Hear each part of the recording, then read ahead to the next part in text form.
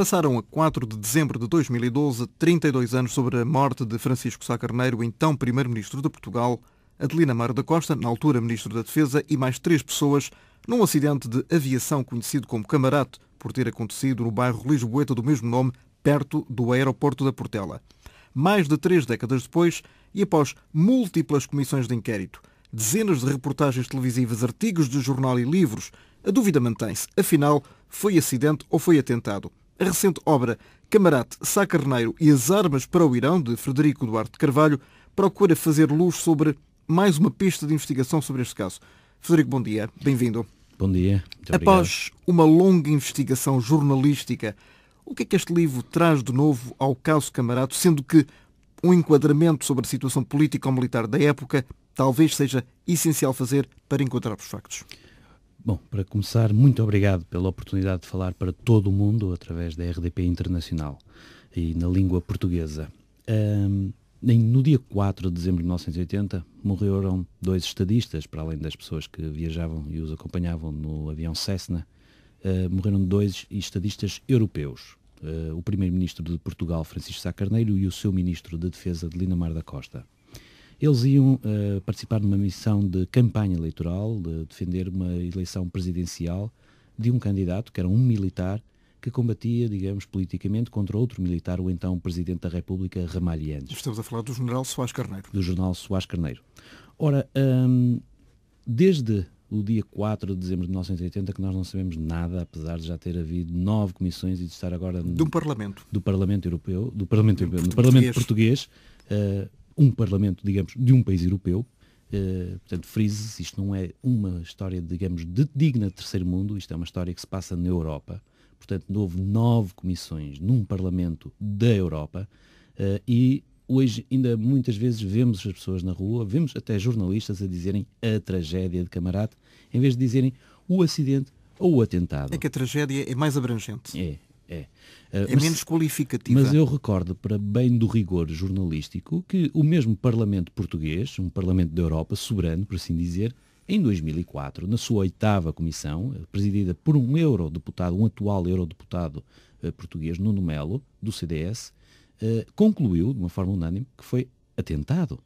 Disse mesmo que houve uma explosão de uma bomba a bordo que provocou, digamos, um incêndio e uma combustão de material a bordo. Portanto, porquê? Porque é que nós hoje, jornalistas, desde 2004, ainda continuamos a negar a ideia de atentado? É porque nós não queremos, se calhar, investigar verdadeiramente o atentado. Eu, como digo aqui no meu livro, ao fim de 30 anos, mais 30 anos, tudo que nós sabemos hoje já se podia saber publicamente 30 minutos depois de Camarate. E ainda é o que sabemos. É apenas isso o que sabemos. Nós sabemos ainda, mas pelo menos já avançamos muito, já sabemos 30 minutos o que é que se sabia sobre Camarate. E é a partir daqui que se deve começar a investigar. Este livro, para mim, é a 10ª comissão. Se calhar é a primeira comissão. A primeira comissão, constituída em 82, deveria ter começado por aqui. Estamos com esses 32 anos de atraso. Então, em 30 minutos, o que é que se concluiu? Em 30 minutos, eu posso dizer muito rapidamente que Sá Carneiro andava a investigar um negócio de tráfico de armas para o Irão. Isso era uma notícia que, digamos... Feita por Portugal? Por portugueses? Passava por Portugal. Eventualmente passava por Portugal. Atenção, isto como nunca foi investigado, eu sou um jornalista, fui até onde pude ir. Políticos poderiam ter ido mais longe. Autoridades policiais também poderiam ter ajudado a ir mais longe.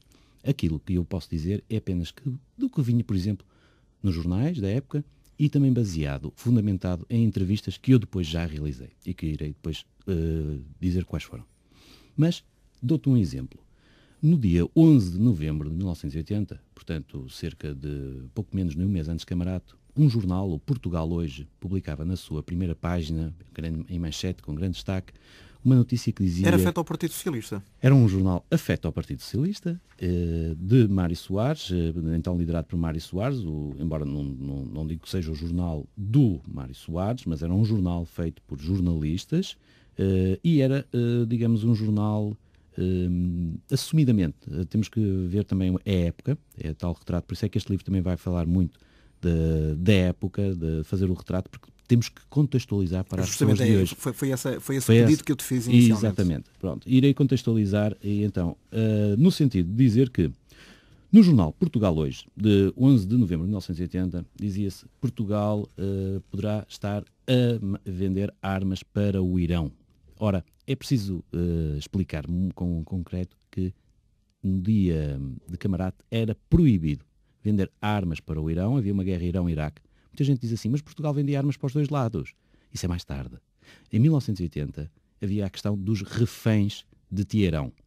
Os reféns de Teherão era a questão do assalto que tinha havido à embaixada norte-americana em Teherão e que tinha provocado uma crise que durou mais de um ano, onde 52 americanos estiveram presos no Irão. Deixa só recordar que esses americanos foram libertados no dia da posse do Ronald Reagan como presidente dos Estados Unidos. Exatamente, ao fim de 444 dias. Ora, é muito interessante porque uma das coisas que eu digo, a data, onde é que começa Camarate, para mim, por assim dizer? Pode ter começado mais cedo, mas há uma data muito fundamental aqui, que é o dia 4 de novembro de 1979. Porquê? Este é o dia em que é assaltada a embaixada norte-americana em Teherão e são feitos os americanos 52 reféns.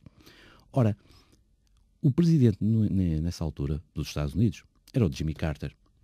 Ele iria ter eleições no ano a seguir, em 1980. Um democrata. Ele iria ter antigo governador da Geórgia, plantador de amendoins. Uma pessoa improvável para poder ser presidente dos Estados Unidos, por assim dizer. Ele era tão improvável que ele até dizia, que fez um discurso uma vez a dizer: eu vou dizer a verdade, nós estamos a gastar demasiado. Portanto, isto é em 79. Ele já estava a avisar para a crise que estamos a viver hoje. Estamos a viver acima das nossas possibilidades. Isto era um presidente a prazo, por assim dizer. Aliás, foi deixa-me só fazer um parênteses também, foi dos poucos presidentes que não foi reeleito. Que não cumpriu o segundo mandato. Ora, mas é precisamente essa a história de Camarate. É a não reeleição do Jimmy Carter. É que a história de Camarate, ainda hoje, não é um perigo em Portugal. É um perigo, publicamente, para o sistema norte-americano e também do Irão. E vou explicar com dados para que as pessoas que possam lembrar e aqueles que não conhecem possam realmente conferir que são dados históricos. Mas o Jimmy Carter, deixa-me só concluir ainda uma ideia. Ele era tão a prazo e tão avançado na sua época e, digamos, tão criticável por forças republicanas que tinham outras ideias para a economia mundial, para o desenvolvimento daquilo que eles achavam que devia ser o desenvolvimento, que ele até mandou instalar, isto estamos a falar em 1979, ele mandou instalar painéis solares na Casa Branca. E o Ronald Reagan, quando chegou lá, a primeira coisa que fez foi mandá-los retirar. Esses painéis só voltaram, ou pelo menos falou-se agora, com o presidente Obama. Portanto, é preciso ver os 30 anos de atraso que, se calhar, Camarate provocou até em todo o mundo, por assim dizer. Bom, vamos então à questão da não reeleição de Jimmy Carter, e que é aquilo que eu considero que é o verdadeiro segredo de Camarate. Jimmy Carter tinha eleições marcadas para o dia 4 de novembro de 1980. Seria exatamente um ano depois do assalto à Embaixada dos Estados Unidos. Ora, ao contrário do que acontece, por exemplo, em Portugal ou noutros países, as eleições nos Estados Unidos não são marcadas quando lhes apetece. Quando há assim um calendário, mais ou menos, vamos ver, ou esta semana ou para a semana, vai haver uma ponte, vai não haver. Não. Nos Estados Unidos não é nada disso. Nos Estados Unidos é tudo muito bem delineado neste sentido. Determinado em termos de datas. Em termos de datas. Eu neste momento já sei quando é que vão ser as eleições nos Estados Unidos nos próximos 20 anos, por exemplo. Se eles cumprirem, digamos, aquilo que está desde os 20 anos atrás. Ou seja, para que as pessoas saibam, nos Estados Unidos as eleições para Presidente da República acontecem sempre de 4 em 4 anos, na primeira terça-feira de novembro.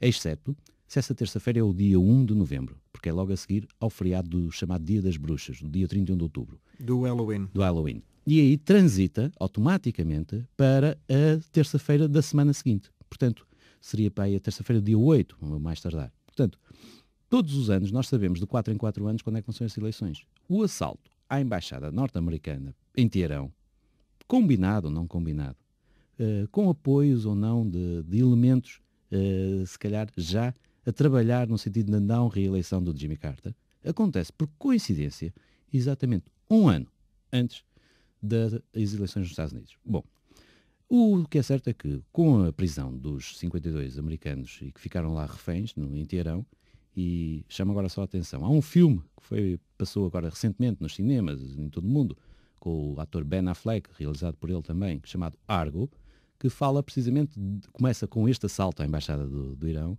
dos Estados Unidos no Irão, e da crise dos reféns, mas nunca fala desta história que eu vou contar, ou desta história que eu já comecei a contar de Jimmy Carter. Fala apenas de um pequeno caso colateral de 6 que fugiram e se refugiaram na casa do embaixador canadiano, e depois há uma missão hollywoodesca para os libertar. Mas até o próprio filme nunca menciona que quando os 52 foram libertados ao fim de 444 dias, não menciona, como tu há pouco acabaste de mencionar, que foi no dia da tomada de posse de Ronald Reagan. Porquê? Porque isto ainda hoje nos Estados Unidos... Estamos a falar em janeiro de 1981. Janeiro de 1981, um mês depois de Camarate. Portanto, vamos então agora enquadrar as pessoas que já tiveram... É que de facto este enquadramento não me passou nunca pela cabeça das pessoas. Não. O que é algo que tem a ver com o Irão, com uma reeleição ou não de um presidente americano, tem a ver com um eventual assassinato de um ministro da Defesa ou de um primeiro-ministro em Portugal. Então, vamos agora fechar esse ciclo. Supõe-se, e isto é o supõe-se que é preciso ser investigado, chegou a ser investigado nos Estados Unidos, mas não tinham os dados todos que se calhar nós aqui em Portugal temos e que podemos ajudar ao mundo a descobrir essa verdade. Supõe-se que no fim de semana do dia 18 e 19 de outubro de 1980, cerca de 2 meses antes de Camarate, houve um encontro secreto em Paris com representantes norte-americanos do lado da campanha republicana Ronald Reagan, George Bush, que tinha sido chefe da CIA, Bush pai, que tinha sido chefe da CIA em 1976 e que tinha sido demitido por Jimmy Carter, juntamente com 600 pessoas, das 600 agentes da CIA, das chamadas operações especiais. Portanto, eram pessoas que não gostavam de Jimmy Carter e que apoiavam o George Bush. Então, supõe-se que no dia 18 e 19 de outubro de 80, em Paris, houve uma reunião secreta entre elementos republicanos, talvez o próprio George Bush tivesse estado presente. Fala-se também do William Casey, que era o chefe de campanha republicana e que mais tarde, depois da eleição, veio a ser o diretor da CIA. Portanto, teriam tido uma reunião para negociarem o quê? A não libertação dos reféns antes das eleições de 4 de novembro de 1980. Era um trunfo que o Reagan teria, não é? Era um trunfo. Isto está escrito na imprensa da época o quê? Está escrito na imprensa da época que se houvesse, é chamada a surpresa de outubro, ou seja, uma ação espetacular que aconteça no mês de outubro que influencie a decisão do eleitorado em novembro. Portanto, a surpresa de outubro é uma expressão que existe no glossário político norte-americano que define exatamente isso. Uma ação espetacular politicamente de alguma espetacularidade que depois condiciona a eleição do presidente em novembro. Ora, temia-se que se Jimmy Carter conseguisse libertar os reféns, trazê-los os rapazes de volta para casa, bring the boys home, não é? Se ele conseguisse fazer isso antes do dia 4 de novembro de 1980, Jimmy Carter era reeleito. Ora, se não conseguisse fazer isso, perdia. E não conseguiu. Não conseguiu. Os factos demonstram que ele não conseguiu. Os factos não conseguem ainda hoje demonstrar se houve ou não realmente um negócio de envio de armas ilegalmente para o Irão, porque havia a guerra tinha começado Irão-Iraque em setembro, um mês antes da reunião de Paris. Portanto, havia uma grande necessidade do Irão, que tinha maior parte do seu armamento do tempo do Shah do Irão, que era norte-americano. Do Reza Pahlavi, portanto, que foi deposto em 79, em fevereiro de 79. Portanto, o Irão tinha grande necessidade de ter armamento, munições de origem NATO, por assim dizer. E Portugal era um armazém de origem NATO. Ora, o que eu revelo depois neste livro é que desde 1977, pelo menos na imprensa portuguesa, já Portugal era uma plataforma giratória de tráfico de armas. O aeroporto de Lisboa era usado para o tráfico de armas, para a América Latina, para vindo do Médio Oriente, por assim dizer. E então qual é que é o papel do Francisco Sá Carneiro em relação a esse caso do tráfico de armas para o Irão?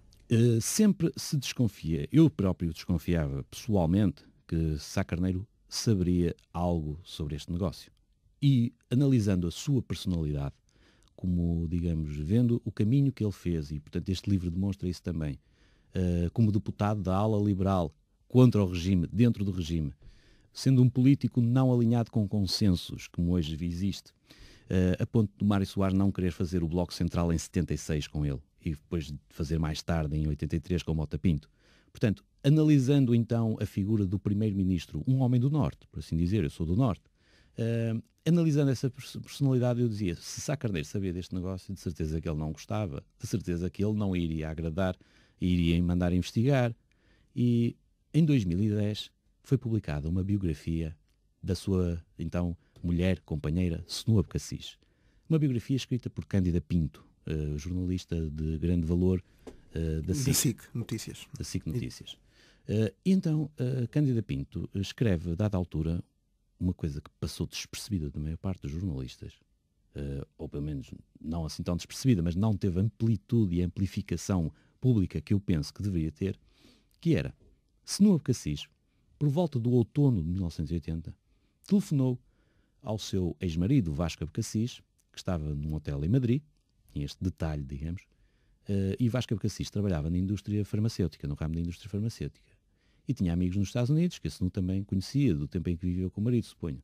E então ela disse, telefona ao teu amigo, Donald Rumsfeld, antigo chefe de gabinete de Gerald Ford, antigo secretário de defesa. Gerald Ford, também presidente dos Estados Unidos, antes de Jimmy Carter. Antes de Jimmy Carter. E então o pedido para ligar ao Donald Rumsfeld era também para que o Donald Rumsfeld, por sua vez, telefonasse para um amigo da universidade dele, de Princeton, do tempo de Princeton, com uma pessoa de quem ele era muito próximo, e ainda penso que deve ser, chamado Frank Carlucci.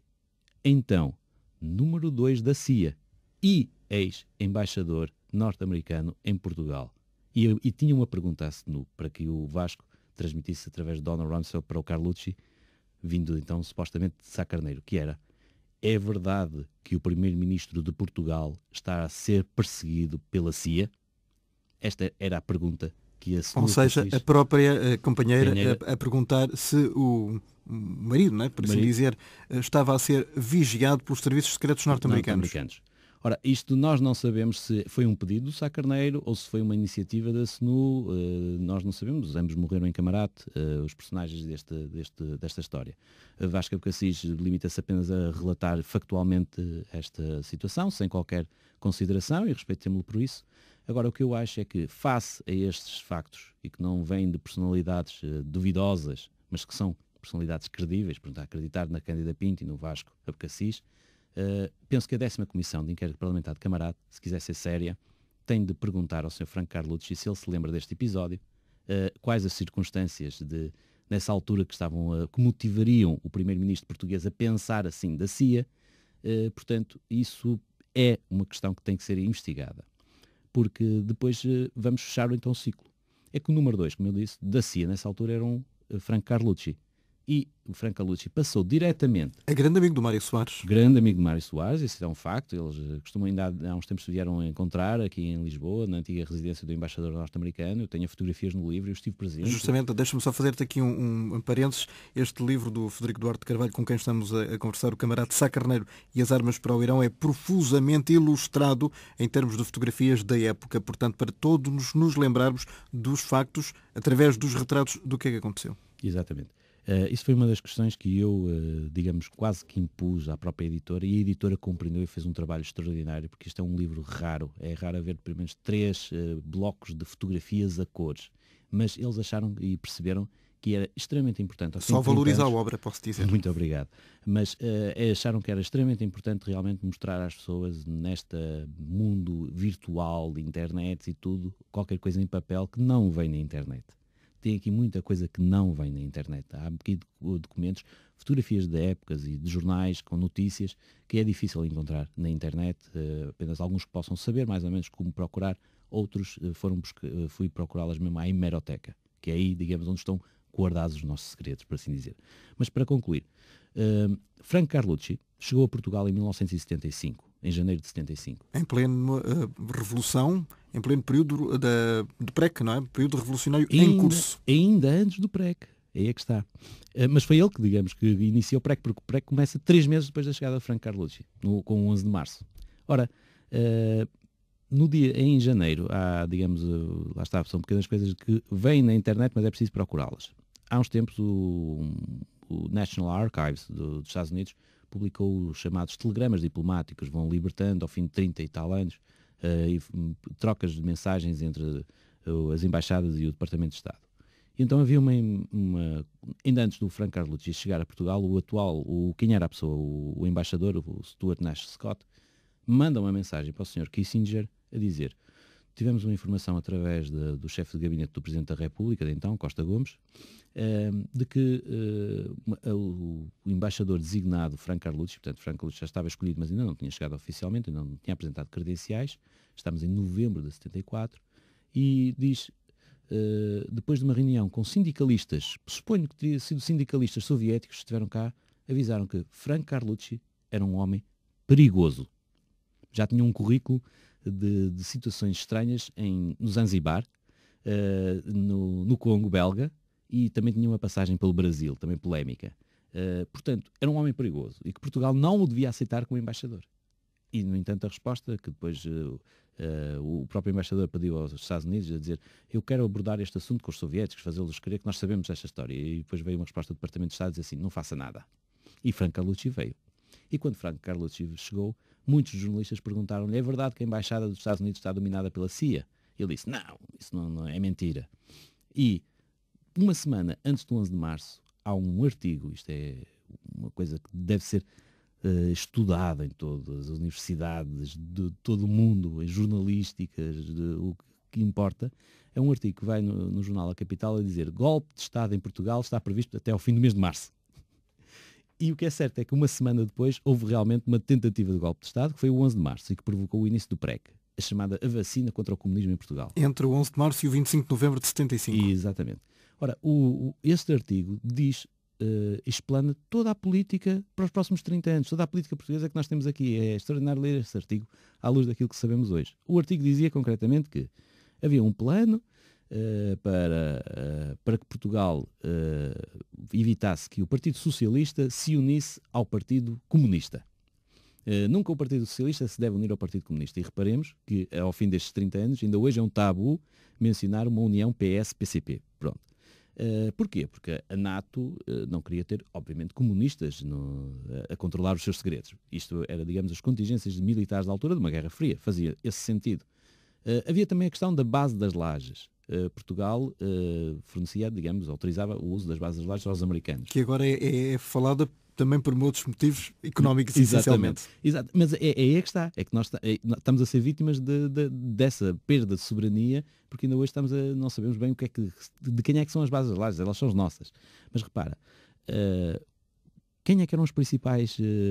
quem é que temia ainda mais que Portugal entrasse no comunismo? Não eram os americanos, eram os alemães. Porquê? Porque a partir do momento em que a base das lajes deixasse poder ser usada pelos americanos para eventualmente poderem chegar mais rapidamente ao Médio Oriente, ajudar Israel, como fizeram com a Guerra do Yom Kippur em 1973, onde a base das lajes serviu para mais de 1000 voos em menos de um mês. A chamada Guerra dos 6 Dias. A Guerra dos 6 Dias. Portanto, toda essa questão, Portugal nem era pelos Estados Unidos, era pelos alemães. Porquê? Porque se Portugal não autorizasse o uso da base das lajes, quem é que ia ter que autorizar? Quem era o último bastião da NATO e que não poderia negar, por assim dizer? Os alemães. E aí os alemães ficavam mais expostos a eventuais retaliações de fornecimento de petróleo vindo dos países árabes. Portugal até estava à vontade, porque pelo menos em 73 estava mais à vontade, porque tinha o petróleo que vinha de Angola.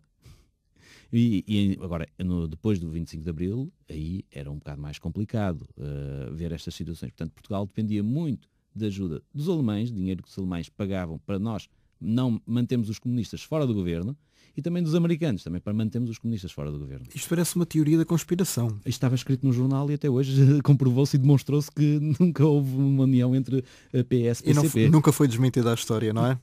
Olha, ela chegou a ser desmentida, mas depois, uma semana a seguir, aconteceu a tentativa de golpe de Estado. Portanto, maior desmentido ou maior confirmação do que aquilo que veio a acontecer. Foi dada pela própria história. Que foi dada pela própria história. Eu propunha-te que recuássemos então ao dia 4 de dezembro de 1980. O que vamos ouvir são alguns sons históricos, a começar exatamente por este. São as comunicações entre a torre de controle do avião e o Cessna. Autorização possível de descolagem imediata. Autorizada a descolar na pista 36, o vento 34006 nós. 314. Isto são as comunicações originais da época, portanto que estão arquivadas, e o que vamos ouvir a seguir são as comunicações, as primeiríssimas dos bombeiros de Camarate. Portanto, aquelas que foram registadas logo após a queda do Cessna.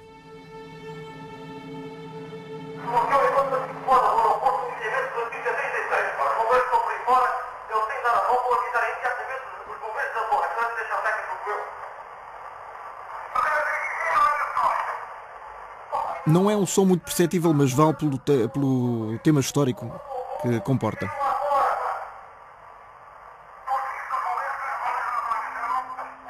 Francisco Sá Carneiro, primeiro-ministro de Portugal, faleceu há pouco mais de uma hora num desastre de aviação. Na avioneta em que viajava Sá Carneiro seguiam também sua mulher, Senua de Cassis, Adelino Amaro da Costa, Ministro da Defesa e mulher, António Patrício Gouveia, chefe de gabinete do Primeiro-Ministro, e os dois pilotos. O Ministro da Administração Interna, Eurico de Melo, já confirmou à RDP e aos jornalistas presentes que efetivamente aquele era o avião, aliás a avioneta onde seguia o Primeiro-Ministro. Destroços de um avião espalhados numa viela estreita, 2 ou 3 casas queimadas e danificadas pelo impacto. A Guarda Nacional Republicana rodeia o que resta e os populares tentam aproximar-se. Ao lado, diversos cobertores cobrem corpos dilacerados. Dizem que o avião estourou no ar. Aguardamos a todo momento aqui nos estúdios do Lumiar a presença do professor Freitas do Amaral, vice-primeiro-ministro. Portugueses, num horrível acidente de aviação, morreu hoje ao princípio da noite o primeiro-ministro de Portugal, Dr. Francisco Sá Carneiro. Ignoramos ainda as causas do acidente, que serão apuradas no mais rigoroso inquérito a que se procederá de imediato. E estamos em 4 de dezembro de 1980. Frederico, 32 anos depois, este rigoroso inquérito deu origem a... Nada. Vamos ser rigorosos. Deu origem a qualquer coisinha. Ainda deu origem a 30 minutos de história? A 30 minutos de história. Ainda deu origem. Já é suficiente, se calhar, até para... Mas podíamos ter ido muito mais longe. Isso é verdade. É verdade. Ouvimos aqui, neste som histórico, um testemunho dizer assim, dizem que a avioneta explodiu no ar. Esse testemunho, mais tarde, viria a ser contestado, esses testemunhos de pessoas que diziam que viram a avioneta explodir no ar, seria contestado pelo facto de que a avioneta, pouco antes de despenhar, concretamente dentro da viela ali de Camarate, um pequeno espaço, e por milagre não ter matado ninguém em terra, ela embateu, eu digo, avioneta é avião, o avião tinha 2 motores, portanto uma avioneta tem um avião tem 2, é uma questão. Era um Cessna privado, portanto levava 7 pessoas a bordo, capacidade total. Antes de cair em Camarate, embateu em cabos de alta tensão, facto que terá provocado um clarão, por assim dizer, e que dizem que até terá provocado o incêndio a bordo, por assim dizer. Portanto, este pequeno detalhe condicionou sempre muitas vezes e a grande confusão em relação a ter sido acidente ou atentado. Outra questão também que condicionou as pessoas e a mente de muita gente que ainda hoje defende que seria acidente e tudo, e que não haveria motivo, apesar de haver motivos para atentado, dificilmente poderia ter sido daquela forma ou aquele atentado. Porquê? Porque Sá Carneiro não deveria estar naquele Cessna, porque tinha reservas para o voo comercial da TAP. Ora, isto são pequenos mitos, quer esta história de haver a dúvida se explodiu no ar ou se Sá Carneiro era o alvo. São mitos que eu desconstruo e que consigo explicar com alguma lógica factual nesta obra. Inclusive, hoje em dia ainda se questiona se, de facto, a ter havido atentado seria dirigido a Sá Carneiro ou a Amaro da Costa. Bom, eu, sobre essa dúvida, eu acho com alguma piada, entre aspas, como é que, se o atentado era para Adelino, então Camarate não conta? Camarate é menos grave, Camarate não merece ser investigado. Qual é o problema, então? Então não era para Sá Carneiro, então aquele foi acidente, era para o Adelino. Quer dizer, ou o atentado era para Adelino e o acidente era para o Sá Carneiro. Bom, eu não gosto que se brinque, digamos, com esta dúvida, nomeadamente quando há factos que demonstram, pelo menos os factos que fundamentam quem tem essa dúvida, é precisamente por aquilo que eu há pouco expliquei, pelo menos pode haver outros factos, mas o mais importante é que muita gente acredita que Sá Carneiro não deveria estar naquele Cessna, que tinha reservas para o voo comercial da TAP. Então vamos lá explicar isto cabalmente e com alguma lógica.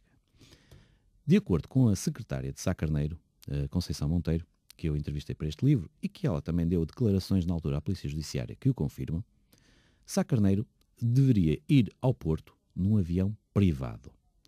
Não sei, não se sabe, digamos, não estava certo, pelo menos na versão dela, se seria o avião de campanha ou um segundo avião que viajou do Porto para Lisboa nesse dia e que pertencia a uma empresa privada, as Refinarias de Açúcar Reunidas, a RAR.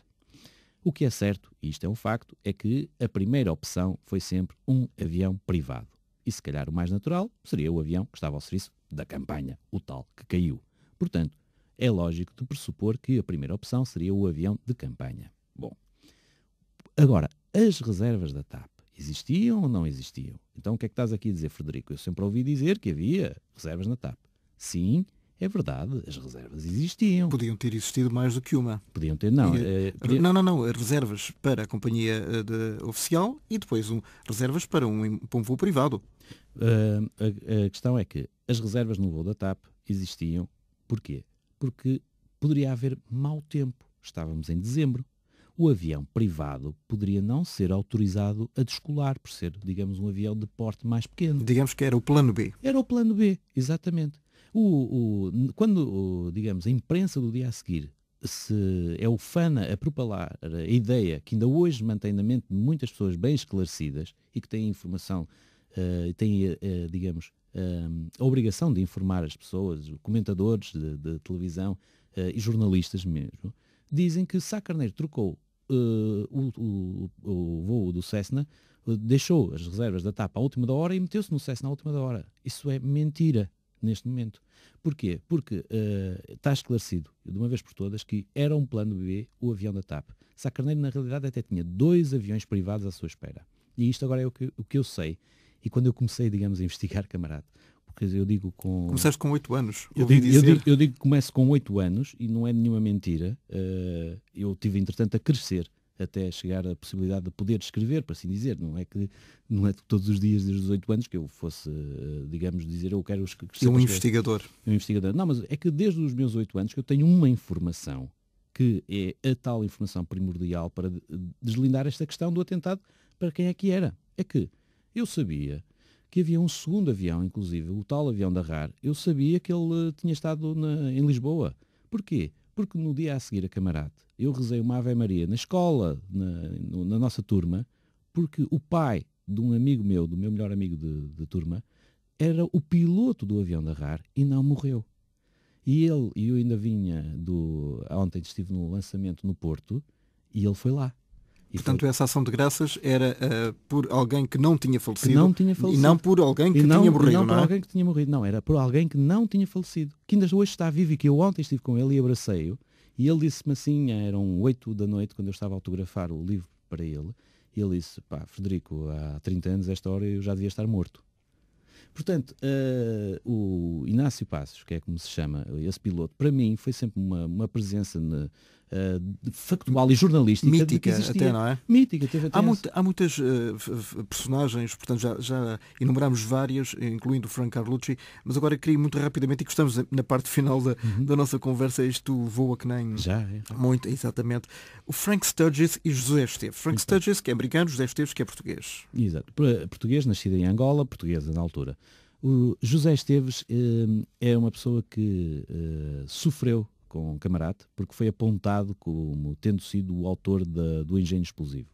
Mais tarde, em 2006, ele dá uma entrevista à revista Focus, a mim e a João Vasco Almeida, o então chefe de redação da revista Focus, onde ele confirma que fez um engenho explosivo para ser usado em Camarate. E José Esteves agora diz que quer ser julgado por Camarate e está disposto a ir à 10ª Comissão de... Embora já tenham prescrito os eventuais crimes, não é? Porquê? Porque José Esteves também quer saber quem é que o meteu em Camarate. Porque, entretanto, aparece também uma outra figura, também do tempo de Angola, de José Esteves, amiga de Angola, que é Fernando Farinha Simões, que neste momento está no estabelecimento prisional de Val dos Judeus, na sequência de um caso com a jornalista já infelizmente falecida, Margarida Marante. Ora, Fernando Farinha Simões diz que foi ele que encomendou ao seu amigo José Esteves a feitura de uma bomba para ser usada, mas não lhe disse tudo. Por sua vez, Farinha Simões teria sido contactado por Frank Sturgis e Frank Carlucci, diz ele. Portanto, temos aqui um personagem. Eu depois fui procurar, mas quem é este Frank Sturgis? Que credibilidade, digamos, é que pode ter esta afirmação em particular de Farinha Simões? E então descobri que existia já uma biografia publicada de Frank Sturgis, escrita pelo seu sobrinho. Frank Sturgis morreu em 1993, coincidentemente um dia 4 de dezembro, e o seu sobrinho Jim Hunt, que é um advogado que vive no Ohio, tinha publicado uma biografia que eu vi na Amazon, passa publicidade por assim dizer, e que eu comprei. E nessa biografia, quando eu a recebo em Lisboa, vejo que tem lá fotografias de o Frank Sturgis com Daniel Chipenda e com um senhor chamado Vítor Fernandes, que eu não conheço, que era um antigo comandante do MPLA e que, entretanto, isto são fotografias tiradas em 1977, outras em 1981, onde Frank Sturgis veio a Lisboa, ficou alojado no Hotel Ritz, teve encontros com o Vítor Fernandes, e este Vítor Fernandes, em 1982, aparece ao lado de Farinha Simões numa reportagem do Expresso, assinada por Miguel Sousa Tavares e Joaquim Vieira, que era uma operação Cubango, que era, digamos, o Vítor Fernandes e Frank Sturgis a tentar arranjar mercenários para derrubar o governo de José Eduardo Santos. E que Farinha Simões se infiltrou e denunciou a situação perante a imprensa nacional. E, portanto, impediu esse derrubo desse governo. Ao que parece, mais tarde, até os sul-africanos que estavam envolvidos depois se transformam em conselheiros do MPLA. Portanto, temos estas ligações tão próximas entre o Frank Sturgis, que, atenção, Frank Sturgis era um dos assaltantes do edifício Watergate. Ele treinou Fidel... Em 1974. Em 1972, não, 72, que leva depois à admissão em 74 do Richard Nixon. Do Nixon. Portanto, Frank Sturgis não é um qualquer. Ele treinou nos anos 50, ensinou ações de guerrilha aos resistentes contra o ditador Fulgêncio Batista em Cuba, chamados Fidel Castro e Che Guevara.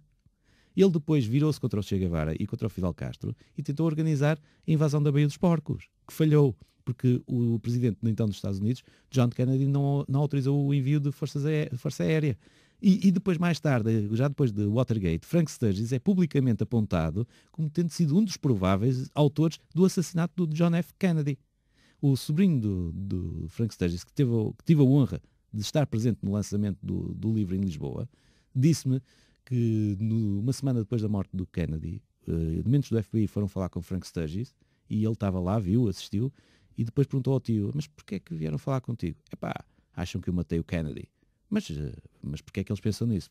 Como eles disseram: Frank, se houvesse alguém capaz de o fazer, eras tu. Portanto, este era um tipo que o FBI achava que era capaz de matar o presidente dos Estados Unidos. Portanto, a partir do momento em que Farinha Simões, eu sei que Farinha Simões, através do artigo de 1982, tem contactos com pessoas que eu sei que depois vendo as fotografias publicadas na biografia de Frank Sturgis, que estão, digamos, fechadas um ciclo e que estão todas no mesmo grupo, não me é difícil, ou pelo menos é uma pista que também tem de ser seguida, o que é que o Frank Sturgis sabia ou não sobre Camarate. Esta é a pergunta, uma das perguntas, como se costuma dizer, de $1 milhão. Frederico, para rematar, que novidade revela então que novidades revelam este livro? Este livro revela as perguntas que as pessoas devem fazer. Eu deixei logo no início, digamos, a partir da página 20, 6 perguntas dirigidas a uma pessoa que é o atual Presidente da República de Portugal, Aníbal Cavaco Silva. Porquê? Nós ainda não falamos dele, mas para rematar muito rapidamente. Aníbal Cavaco Silva, na altura do Camarate, era o Ministro das Finanças. Sá Carneiro tinha-lhe dado ordens para ele investigar também um fundo militar de defesa do ultramar, que estava desativado, supostamente devia estar desativado desde o fim da Guerra Colonial em 74, mas que ainda estaria ativo em 1980, comandado por militares, que eram então dirigidos também pelo Presidente da República, Ramalhianes. E o que é certo é que nós não sabemos o que é que Cavaco depois fez ou não fez, o que é que ele sabia enquanto Ministro das Finanças. E também não sabemos até que ponto é que a ligação que ele depois mais tarde vem a ter pessoal e de amizade, que ele diz com muito orgulho, com George Bush, o pai, e o tal que tinha sido chefe da CIA, o tal que supostamente esteve em Paris para negociar com os iranianos a não vinda de armas, a não envio, a não libertação dos reféns em troca de armas que supostamente teriam passado por Portugal, e que mais tarde, nos anos finais de 86 e início de 87, deu aso a uma investigação nos Estados Unidos chamado Irão de Contras, que em Portugal ainda não foi investigado também. Portanto, a novidade é dizer às pessoas as perguntas que elas devem fazer. Entretanto, aparecia um outro personagem que era o Oliver North e nunca mais saímos daqui. Nunca mais saímos daqui. Portanto, está tudo interligado, Frederico. Está tudo interligado, repara, é tudo interligado numa pequena esfera superior. O mundo é muito grande, tem bilhões, mas só aparecem sempre estas figuras. É mandar. Mas só meia dúzia que manda aqui no mundo. É o que parece, é o que eu constato. Eu quero agradecer muito ao Frederico Duarte de Carvalho, o autor de Camarade Sá Carneiro e as Armas para o Irão. Está aí à venda. Este livro pode ser adquirido fora de Portugal? Fora de Portugal, quem quiser pode aceder a alguns sites de livrarias de renome e que facilmente... Em Portugal? Em Portugal, que podem facilmente enviar-vos o livro, penso eu, para todo mundo. Se não, peçam alguém em Portugal para os comprar e mandar, como no antigamente. Justamente. É um bom motivo para lerem e relerem este livro. É um livro histórico, o livro Camarade Sá Carneiro, As Armas para o Irão, agora lançado no mercado nacional. Muito obrigado, Frederico. Muito obrigado.